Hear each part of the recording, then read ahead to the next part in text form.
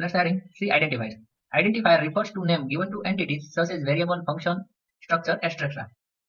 इसका मतलब यह है कि जो आइडेंटिफायर होता है वो किसी भी एंटिटी का आपको नाम रखना है तो उसके लिए आइडेंटिफायर होता है। मीन्स कि अगर आपको वेरिएबल, फंक्शन, स्ट्रक्चर कोई भी नाम रखना है आपको तो उसके लिए आपको आइडेंटिफायर का यूज करना है। तो वेरिएबल क्या है, फंक्शन क्या है, स्ट्रक्चर क्या है वो आपको नहीं पता है क्योंकि आप स्टार्टिंग फेज में हो। मैं अभी धीरे धीरे आगे बढ़ूंगा, आपको वेरिएबल के बारे में बताऊंगा, लेकिन ये फंक्शन और स्ट्रक्चर से वो अभी नहीं बता सकता क्योंकि आपको समझ में नहीं आएगा। पहले हम वेरिएबल से शुरुआत करते हैं। उसके बाद क्या लिखा है, आइडेंटिफायर्स मस्ट बी यूनिक। इसका मतलब यह है कि जो आइडेंटिफायर होता है मीन्स कि आप वेरिएबल का नाम लिखते हो या फिर फंक्शन का या फिर स्ट्रक्चर का, तो उसका जो नाम होता है वो मस्ट बी यूनिक होना चाहिए। मीन्स कि एक बार आपने जो आइडेंटिफायर रिफर कर दिया, मीन्स कि एक नाम हमने रख दिया नंबर 1 नाम, तो आप दूसरी बार नंबर 1 नाम का कोई भी वेरिएबल, स्ट्रक्चर या फंक्शन नहीं बना सकोगे। अगर आप ऐसा करने जाओगे तो आपका कंपाइलर एरर जनरेट करेगा। ठीक है, they are created to give a unique name to an entity to identify it during the execution of the program।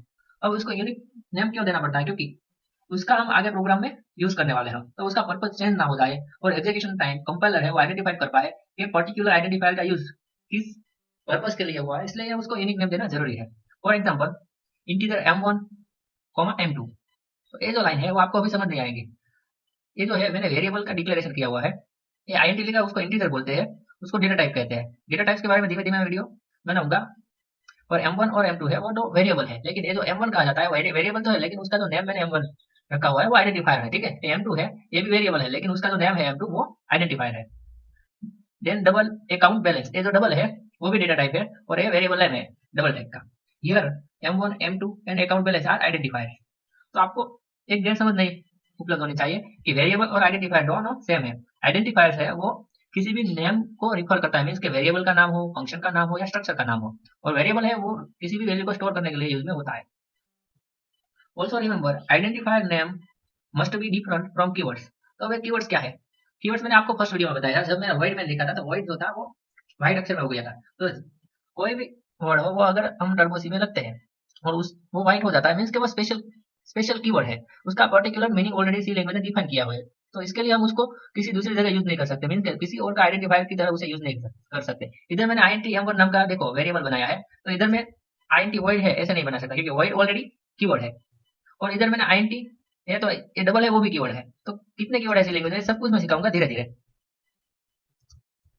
उसके बाद आता है for example you can not use INT as an identifier because INT is a keyword.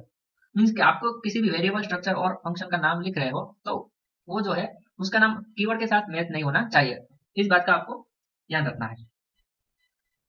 Next इधर कुछ rules है, rules for naming identifiers.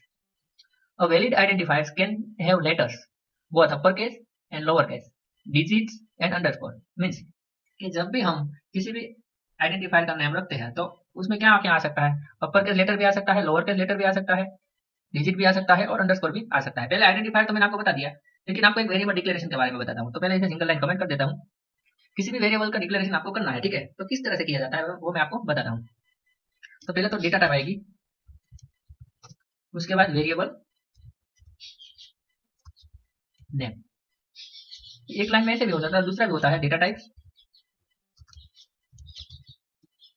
Variable name equal to है and value.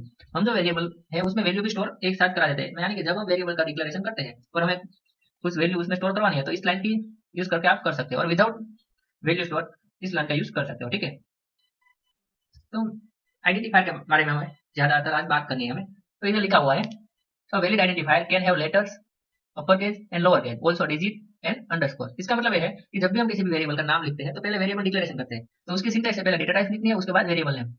इसके बाद मैं एक वीडियो बनाऊंगा वो डेटा टाइप पर होगा, जिससे आपको ख्याल आएगा डेटा टाइप क्या है। इस वक्त आप इतना समझिए कि इंटीजर है वो डेटा टाइप है, मींस आईएनटी, और इधर देखो वॉइड है एक कीवर्ड है इसलिए ये वाइट हो गया है, कि आईएनटी मींस इंटीजर है वो भी कीवर्ड है इसलिए वाइट हो गया। तो पहला डेटा टाइप, तो मैंने डेटा टाइप है तो इंटीजर डिफाइन कर दी, उसके बाद एक स्पेस छोड़ के आपको वेरिएबल का नाम लिखना, तो वेरिएबल का नाम मैं नंबर 1 रखता हूँ। तो ये जो नंबर 1 जो मैंने नामकरण किया उसको आइडेंटिफायर बोलते हैं। ठीक है, तो आइडेंटिफायर में क्या क्या आ सकता है, तो देखो valid identifier can have letters both upper case and lower case. तो ये जो मैं नाम लिख रहा हूँ उसमें both number, both lower case and upper case दोनों आ सकते हैं। तो अपर केस में एन और लोअर केस में ओ कर देता हूँ, तो एनओ हो गया लोअर और अपर केस। ऑल्सो डिजिट भी आ सकता है, तो ये 1 है वो डिजिट भी आ गया, एंड ऑल्सो अंडरस्कोर भी आ सकता है, तो इधर में अंडरस्कोर कर देता हूँ तो ये भी आ गया। तो ये है वैलिड आइडेंटिफायर नेम है। ठीक है, दूसरा the first letter of an identifier should be either letter और अंडरस्कोर। तो इसका मतलब ये है कि जो ये मैंने फर्स्ट एन लिखा हुआ है ना, किसी भी आइडेंटिफायर का फर्स्ट लेटर हो वो should must be a letter होना चाहिए और अंडरस्कोर होना चाहिए। मीन्स के एन मैंने लिखा तो ये वैलिड आइडेंटिफायर है, ठीक है। अब मैं ऐसे लिखता हूँ नंबर 1, तो ये भी वैलिड है। इसको मैं सेव करता हूँ और कंपाइल करके देखता हूँ और रन करके देखता हूँ, तो ये जो है वो वैलिड है, ठीक है। लेकिन अगर हम इधर अंडरस्कोर नहीं करते और स्मॉल में एन रखता हूँ तो ये भी वैलिड है, तो एरर नहीं है। अब मैं इधर ये जो डिजिट मैंने पीछे किया हुआ है उसे आगे लेकर आता हूँ, इंटीजर 1 नंबर, तो ये जो आइडेंटिफायर का नेम हुआ ये वैलिड नहीं है। इसे मैं कंपाइल करूंगा तो एरर जनरेट होता है, देखो डिक्लेरेशन टर्मिनेट इनकरेक्ट। मीन्स के ये जो मैंने पहला डिजिट यूज किया वो जो रूल्स है आइडेंटिफायर के उसके खिलाफ है। मीन्स के पहला जो लेटर होगा किसी भी आइडेंटिफायर का, आइदर वो लेटर होना चाहिए और अंडरस्कोर होना चाहिए। लेटर में कुछ भी हो सकता है, स्मॉल और कैपिटल, ठीक है। फिर दूसरा जो रूल्स है वो मैंने आपको एग्जीक्यूट करके बताया। तीसरा देखता है you can not use keyword like integer while etc as identifier. Means ये जो मैंने नाम लिखा हुआ है इधर नंबर करके वेरिएबल का, वो ऐसे नॉर्मल होगा तो चलेगा। अगर मैं नंबर की जगह कोई भी आइडेंटिफायर के लिए मैं कीवर्ड का यूज करता हूँ, मीन्स ये वॉइड है, ये कीवर्ड है, आईएनटी है, ये कीवर्ड है, जो भी मैं इधर लिखूंगा टर्बो सी की स्क्रीन में वाइड हो जाए वो कीवर्ड है। मीन्स के डबल डेटा टाइप ए भी कीवर्ड है, वाइल ए भी कीवर्ड है, और ए भी कीवर्ड है, इफ ए भी कीवर्ड है, एल्स ए भी कीवर्ड है, ये सब कीवर्ड है, ठीक है, जो वाइड हो जाते हैं। और जो कीवर्ड नहीं होंगे वो इस तरह से मेन है तो इस तरह से रहते हैं। जो नंबर है तो कीवर्ड नहीं है इसलिए वो वाइड नहीं होते। अब सपोज आइडेंटिफायर का रूल्स क्या है कि आप किसी भी आइडेंटिफायर का नाम जो है वो आप कीवर्ड का नहीं लिख सकते। तो ये वॉइड है, कीवर्ड है, तो मैं डेटा टाइप और वेरिएबल का नाम है वो वॉइड लगता हूँ, ठीक है। तो मैंने वॉइड किया तो ये दोनों वाइड हो गया। मीन्स के मैं नाम जो देने जा रहा हूँ वो भी किसी कीवर्ड का नाम है, ये हम नहीं दे सकते। तो इसको मैं कंपाइल करता हूँ तो ये देखो एरर आ रहा है, too many type in declaration. तो इसका मतलब ये है कि ये जो रूल्स नंबर 3 है वो भी सही है। तो आइडेंटिफायर्स का जो रूल्स है वो मैंने स्टेप बाय स्टेप आपको बताया गया। इस तरह का आपको किसी भी वेरिएबल हो, स्ट्रक्चर हो या फंक्शन हो, आपको नाम इस रूल्स के रेगुलेशन को ध्यान कर रखना पड़ेगा। तो इधर मैं फिर से नंबर 1 कर देता हूँ, अब ये चलेगा। देखो सक्सेस आया। अब लास्ट वाला देखते हैं।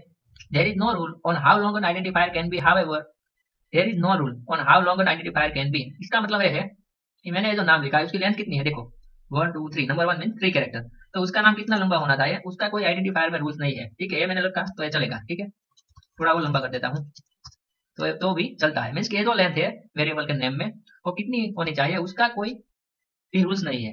लेकिन नेक्स्ट लाइन को आप पढ़े, however you may run into problems in some compilers if the identifier is longer than 31 character. कई कंपाइलर ऐसे होते हैं जब आपका आइडेंटिफायर का नेम है वो 31 से अप हो जाएगा तो वो एरर जनरेट कर सकता है। तो इसको हम ट्राई करते देखते हैं। पहले 3 कैरेक्टर हो चुके हैं, 4 5 6 7 8 9।